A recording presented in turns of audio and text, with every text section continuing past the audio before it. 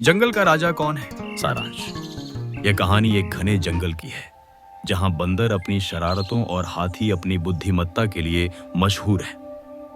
उसी जंगल में एक खतरनाक शेर भी रहता है जो खुद को जंगल का राजा कहता है, लेकिन वह प्यार और सम्मान से नहीं बल्कि डर से राज हासिल करना चाहता है। शेर बंदरों की आजादी और खुशी देखकर क्रोधित हो जाता है और उन्हें अपने वश में करने की कोशिश करता है, लेकिन एक बुद्धिमान हाथी उसे सिखाता है कि असली राज बल से नहीं बल्कि प्रेम और न्याय से मिलता है। इस कहानी में 3 प्रसंग हैं जो हमें ताकत, दोस्ती और सच्चे नेतृत्व का मतलब सिखाते हैं। जंगल में जीवन और शरारती बंदर, एक घना और हरा भरा जंगल जहां हर तरफ जीवन बह रहा था।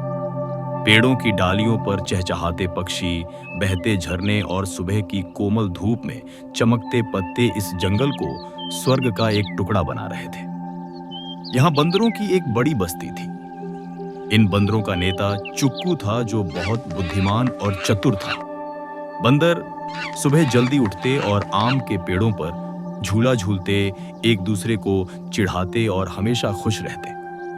जंगल के एक दूसरे कोने में हाथियों का एक समूह रहता था जिसका नेतृत्व बाबा भोलो करते थे। बाबा भोलो एक बूढ़े, धैर्यवान और बहुत बुद्धिमान हाथी थे। वे सभी जानवरों की समस्याएं सुनते और उनका समाधान निकालते थे। जंगल के ज्यादातर जानवर उनका आदर करते थे।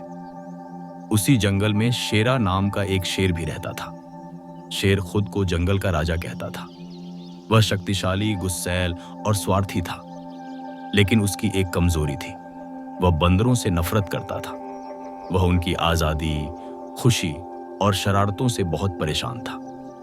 एक दिन शेर जोर से दहाड़ा, "ये बंदर मेरे राज्य को मजाक समझते हैं। मैं उन्हें सबक सिखाऊंगा।" शेरा ने बंदरों को डराकर अपना राज कायम करने की योजना बनाई। उसने जंगल के कुछ चतुर जानवरों को अपना खास जासूस बनाया जो बंदरों की गतिविधियों पर नजर रखते थे। दूसरी ओर बंदर अपनी ही दुनिया में मस्त थे। जब चुक्कू को शेरा की योजना की खबर मिली तो उसने सभी बंदरों को आगाह कर दिया। वे जानते थे कि शेरा से मुकाबला करना आसान नहीं होगा। बाबा भोलू ने इस बात को गंभीरता से लिया। वे शेरा के पास गए और धीरे से बोले, "शेरा, जंगल के सभी जानवर आजाद हैं। अगर तुम राजा बनना चाहते हो तो उन्हें अपना दोस्त बनाओ, दुश्मन नहीं।" लेकिन शेरा ने व्यंग्यात्मक मुस्कान के साथ कहा, "जंगल पर दोस्ती का राज नहीं होता, ताकत ही असली राज है।" यह शेरा की जिद की शुरुआत थी और जंगल में एक नए युग की शुरुआत होने वाली थी। राजत्व का क्या मतलब है?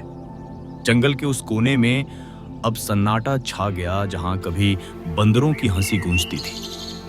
शेरा के प्रयास ने सभी को सतर्क कर दिया था। चुकू और उसके साथी बंदरों ने अपनी बस्ती के चारों ओर अपनी निगरानी कड़ी कर दी थी, लेकिन शांति का यह दिखावा सिर्फ एक धोखा था, क्योंकि शेर ने अभी हार नहीं मानी थी। शेर अपनी गुफा में गहरे विचारों में डूबा हुआ था। वह मन ही मन बड़बड़ा रहा था, "अगर मैं जंगल का राजा हूं तो कोई मुझे मना क्यों करेगा? ये बंदर क्यों हंस रहे हैं? ये मुझे मजाक क्यों समझते हैं?" यह सोचकर उसने अपने 3 खास जासूसों को बुलाया। एक चालाक लोमड़ी, एक चतुर चमगादड़ और एक बातूनी मीना। शेर ने आदेश दिया, "चुकू की हर हरकत पर नजर रखो।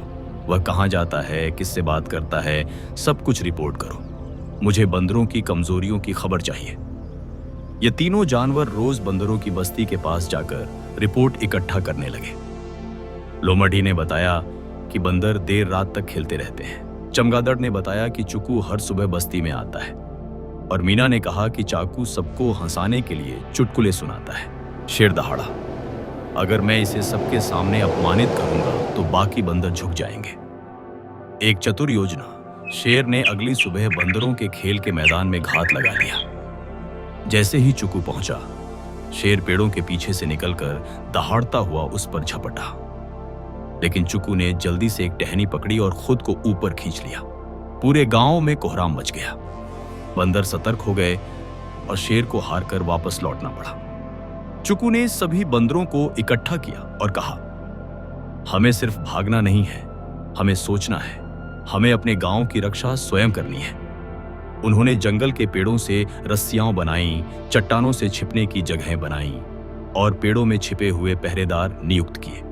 प्रत्येक बंदर को उसकी अपनी जिम्मेदारी दी गई। एक निगरानी का ध्यान रखता था, दूसरा संदेश भेजने का और तीसरा जाल बिछाने का प्रबंध करता था। बाबा भोलो का धैर्य, बाबा भोलो ये सब देख रहे थे। उनकी मुलाकात शेरा से फिर हुई। शक्ति क्षणिक होती है शेरा, विश्वास करने के लिए प्रेम की आवश्यकता होती है। शेरा ने मजाक करते हुए कहा, आप बूढ़े हो गए हैं बाबा। बंदरों को आपकी कोमल बातें मीठी लग सकती हैं, लेकिन मैं जंगल की प्रकृति जानता हूं। यहां केवल शक्ति ही काम करती है। बाबा भोलो ने गहरी सांस ली। शेरा, तुम्हारे सामने एक अवसर है। या तो तुम दिलों पर राज करो या जंगल तुम्हें अकेला कर देगा। बंदरों की बुद्धि इस बीच चक्कू ने अपने साथियों के साथ एक योजना बनाई। उन्होंने जंगल के उस इलाके में एक चालाक जाल बिछाया जहां शेरा अक्सर शिकार के लिए जाता था। उन्होंने पेड़ों की शाखाओं को इस तरह बांधा कि जैसे ही शेरा किसी खास जगह पर पैर रखता, रस्सियां उसे जकड़ लेती। वह क्षण आ ही गया था। शेर गुस्से में बस्ती की ओर आया, लेकिन रास्ते में वह उसी जगह पहुंच गया और पल भर में रस्सियां उसके चारों ओर लिपट गईं। एक धमाका हुआ। शेर दहाड़ा लेकिन असहाय था। बंदरों ने शोर मचाया और बाबा भोलो के साथ हाथी, हिरण, खरगोश, तोते सब वहां पहुंच गए। शेर जमीन पर गिर पड़ा और उसका घमंड पहली बार टूटा। बाबा भोलो ने धीरे से कहा, अब बताओ शेर, तुम्हें अपनी शक्ति से क्या मिला? चुक्कू आगे आया। हम तुमसे नफरत नहीं करते, पर हमें अपनी आजादी से प्यार है। शेर चुप हो गया। उसने आसमान की ओर देखा, मानो कुछ ढूंढ रहा हो। हाथी और बंदर समेत बाकी जानवरों ने कहा, अगर तुम हमें अपना समझोगे तो हम तुम्हें अपना राजा मानेंगे। एक नई शुरुआत। बंदरों ने शेर को रस्सियों से आजाद कर दिया। वह गुफा में वापस चला गया और कई दिनों तक बाहर नहीं आया। लेकिन वह एक बदला हुआ शेर था।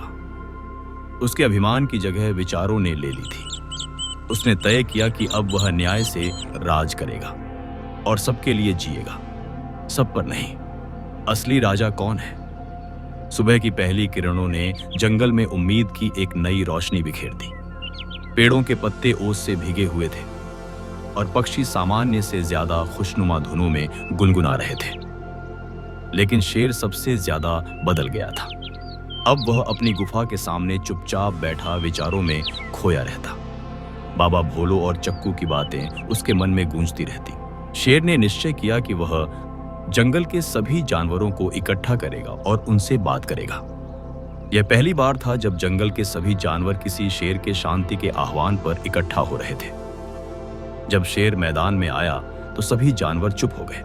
शेर ने गहरी सांस ली और कहा, मैंने हमेशा तुम सबको अपने से कमतर समझा है।